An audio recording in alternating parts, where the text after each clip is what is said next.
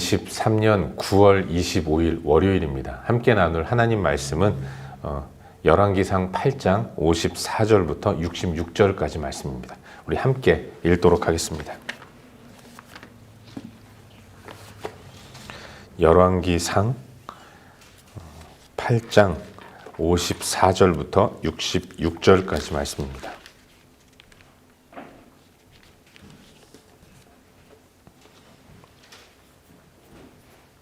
우리 한 목소리로 읽도록 하겠습니다. 읽겠습니다. 솔로몬이 무릎을 꿇고 손을 펴서 하늘을 향하여 이 기도와 간구로 여호와께 아뢰기를 마치고 여호와의 제단 앞에서 일어나 서서 큰 소리로 이스라엘의 온 회중을 위하여 축복하여 이르되 여호와를 찬송할지로다. 그가 말씀하신 대로 그의 백성 이스라엘에게 태평을 주셨으니 그 종 모세를 통하여 물은 말씀하신 그 모든 좋은 언약 약속이 하나도 이루어지지 아니함이 없도다. 우리 하나님 여호와께서 우리 조상들과 함께 계시던 것 같이 우리와 함께 계시옵고 우리를 떠나지 마시오며 버리지 마시옵고 우리의 마음을 주께로 향하여 그의 모든 길로 행하게 하시오며 우리 조상들에게 명령하신 계명과 법도와 율례를 지키게 하시기를 원하오며 여호와 앞에서 내가 간구한 이 말씀이 주야로 우리 하나님 여호와께 가까이 있게 하시옵고 또 주의 종의 일과 주의 백성 이스라엘의 일을 날마다 필요한 대로 돌아보사 이에 세상 만민에게 여호와께서만 하나님이시고 그 외에는 없는 줄을 알게 하시기를 원하노라. 그런즉 너희의 마음을 우리 하나님 여호와께 온전히 바쳐 완전하게 하여 오늘과 같이 그의 법도를 행하며 그의 계명을 지킬지어다. 이에 왕과 및 왕과 함께한 이스라엘이 다 여호와 앞에 희생 제물을 드리니라. 솔로몬이 희생 제물에 화목제 희생 제물을 드렸으니 곧 여호와께 드린 소가 22,000마리요 양이 12만 마리라. 이와 같이 왕과 모든 이스라엘 자손이 여호와의 성전에 봉헌식을 행하였는데 그날에 왕이 여호와의 성전 앞뜰 가운데를 거룩히 구별하고 거기서 번제와 소제와 감사제물의 기름을 드렸으니 이는 여호와의 앞 놋 제단이 작으므로 번제물과 소제물과 화목제의 기름을 다 용납할 수 없습니다. 그때 솔로몬이 7일과 7일 도합 14일간을 우리 하나님 여호와 앞에서 절기를 지켰는데 하맛 어귀에서부터 애굽 강까지의 온 이스라엘의 큰 회중이 모여 그와 함께 하였더니 8째 날에 솔로몬이 백성을 돌려보내며 백성이 왕을 위하여 축복하고 자기 장막으로 돌아가는데 여호와께서 그의 종 다윗과 그의 백성 이스라엘에게 베푸신 모든 은혜로 말미암아 기뻐하며 마음에 즐거워하였더라. 아멘. 세상에서의 삶을 시작하는 월요일 아침입니다. 오늘 하나님 앞에 나와 예배함으로 새벽을 열게 됐는데 주시는 은혜로 충만하기를 바라고 또 이번 한 주간도 하나님 말씀의 인도와 은혜를 힘입고 복되게 살아가는 우리 모두가 될 수 있기를 주의 이름으로 축원합니다. 우린 요즘 새벽 시간을 통해서 계속해서 열왕기상 말씀을 묵상하고 있는데 오늘은 방금 읽은 말씀이니 열왕기상 8장 54절부터 66절까지의 말씀을 살펴보는 가운데 우리에게 허락하시는 은혜와 도전들을 함께 나누기 원합니다. 성전 건축을 마친 솔로몬은 지은 성전 안 지성소에 하나님의 임재의 상징인 언약궤를 안치하죠. 그때 그 언약궤가 지성소 안에 들어가 또 자신의 자리를 찾게 될 때 하나님은 당신의 구름을 성전에 보내셔서 성전을 가득 채웁니다. 솔로몬은 이 구름을 바라보면서 하나님이 과연 이곳에 계시구나 라는 것들을 깨닫는 가운데 백성들과 함께 감사하며 찬양합니다.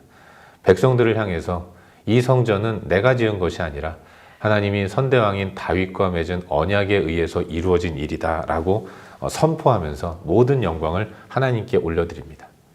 그리고 이제 성전을 향해 하나님 앞에 기도를 하는 것이죠.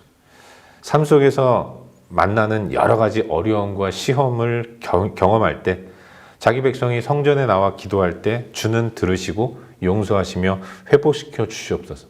백성들을 대표해서 성전에 거하시는 하나님 앞에 기도하는 솔로몬의 모습을 우리는 열왕기상 8장을 통해서 보게 됐습니다. 솔로몬은 이제 기도를 마친 이후에 여호와의 제단 앞에서 일어나서 큰 소리로 회중들을 축복합니다. 지금의 평안, 지금의 태평은 여호와 하나님이 주신 것임을 선포하는 거죠. 이렇게 평화롭고, 그래서 성전을 완공한 이것은 우리가 만든 것이 아니라 하나님께 허락하신 진정한 평안이다. 그러면서 하나님은 모세 시대로부터 지금까지 약속하신 모든 것들을 다 지켜오신 분이라는 것, 신실하신 하나님이라는 사실을 솔로몬은 선포하죠. 그리고 백성들과 함께 태평을 주신 하나님께 기원합니다. 여호와 하나님이 그 옛날 조상들과 함께 하셨던 것처럼 이제 우리와도 함께 해주시고, 우리의 마음을 주께로 향하여 그 모든 길로 행하게 하시고, 또한 과거로부터 내려오는 모든 계명과 법도와 율례를 잘 지켜나갈 수 있도록 도와달라고 솔로몬은 하나님 앞에 간구하고 있는 거예요. 그리고 백성들과 함께 다짐합니다. 마음이 여호와께 온전히 바쳐져서 완전함으로 나아가겠다는 각오를 새롭게 하는 거죠. 지금 이 순간 감격 가운데 하나님 앞에 선 이 모습대로 앞으로도 오늘과 같이 하나님의 법도를 행하며 그의 계명을 지켜나갈 것입니다. 이렇게 백성들과 함께 굳은 각오를 새롭게 하는 것이죠. 이후에 솔로몬은 백성들과 함께 희생 제물을 가지고 하나님 앞에 제사합니다. 여러분, 성전 봉헌식은 일부러 초막절에 맞춰서 진행했죠. 전에도 말씀드렸지만 성전이 지어진 이후에 곧바로 성전 봉헌식을 진행한 것이 아니라 그 다음 해에 성전 봉헌식을 열었어요. 그 이유는 일부러 초막절에 맞춰서 봉헌식을 거행하려고 했던 것입니다. 초막절은 광야 생활을 추억하고 기억하면서 하나님께 감사하는 그런 절기인데, 성전에 거하시는 하나님은 과거 광야 시대 성막에 계셨던 하나님이라는 것을 온 백성들과 함께 기억하는 가운데, 자기 백성이 광야를 걸을 때 함께 하셨던 하나님이 이제 성전에 거하시면서 우리 민족과 계속해서 함께 하시기를 소망하는 마음으로 일부러 초막절에 맞춰서 성전 봉헌식을 진행한 겁니다. 규모가 어마어마했죠. 솔로몬이 드린 희생 제물만 해도 소가 2만 2천 마리, 양이 12만 마리나 되었습니다. 이토록 엄청난 양의 짐승을 희생 제물로 삼아서 솔로몬은 성전 앞 뜰 가운데를 거룩하게 구별하고 거기서 번제와 소제와 감사 제물의 기름을 드렸습니다. 이 봉헌식은 모두 14일 동안 진행되었다라고 기록하고 있는데, 7일 동안은 성전 봉헌식을 열었고 8째 날부터 이제 초막절 절기를 시작했습니다. 이스라엘 온 백성들은 도합 14일 동안 북쪽의 하맛 어귀부터 남쪽의 애굽에 이르기까지 모든 백성들이 다 함께 하나님 앞에서 이 성전 봉헌식과 또 초막절을 지키면서 하나님께 감사하며 또 온전한 제사를 올려드리는 이런 모습을 볼 수 있는 것이죠. 이것이 오늘 우리가 함께 살펴보려고 하는 본문의 전반적인 내용입니다. 그리고 이 말씀 가운데서 오늘도 2가지 정도를 함께 살펴보는 가운데 우리의 기도 제목으로 삼고 또 새벽에 함께 기도하기로 합니다. 먼저 오늘 묵상하는 본문 가운데서 우리 다 같이 61절 말씀을 함께 읽도록 하겠습니다. 61절입니다. 61절 말씀 우리 함께 읽겠습니다. 시작. 그런즉 너희의 마음을 우리 하나님 여호와께 온전히 바쳐 완전하게 하여 오늘과 같이 그의 법도를 행하며 그의 계명을 지킬지어다. 아멘. 솔로몬은 성전한 지성소에 여호와의 언약궤를 안치한 이후에 그 성전에 임하신 하나님을 향해 기도했습니다. 그의 기도는 단순했어요. 들으시사 행하소서.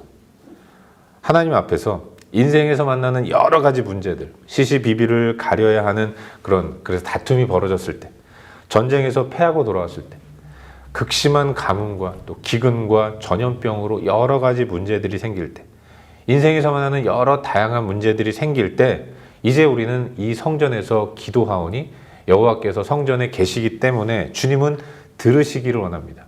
들으시고 헤아리시며 우리에게 필요한 것들을 공급해 주시고 회복시키시고, 죄의 문제라면 용서하시고 또 풀어야 할 문제라면 하나님이 회복시켜 달라고 간절히 간구했던 겁니다. 근데 솔로몬은 간구만 한 것이 아니라 오늘 본문을 보시면 여호와 하나님 앞에서 다짐하는 이런 모습 또한 보이고 있어요.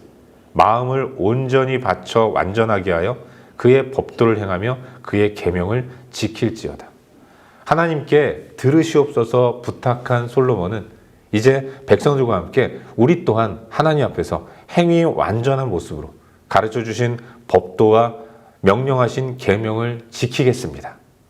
온 백성들과 함께 하나님 앞에서 다짐하는 이런 모습을 보여주고 있는 거죠. 하나님은 들으시고 백성은 행하고 하나님과 백성들이 각기 저마다 자신의 자리에서 충실하게 임하는 귀한 모습이 펼쳐지는 것을 이 본문을 통해서 발견하게 되는 겁니다.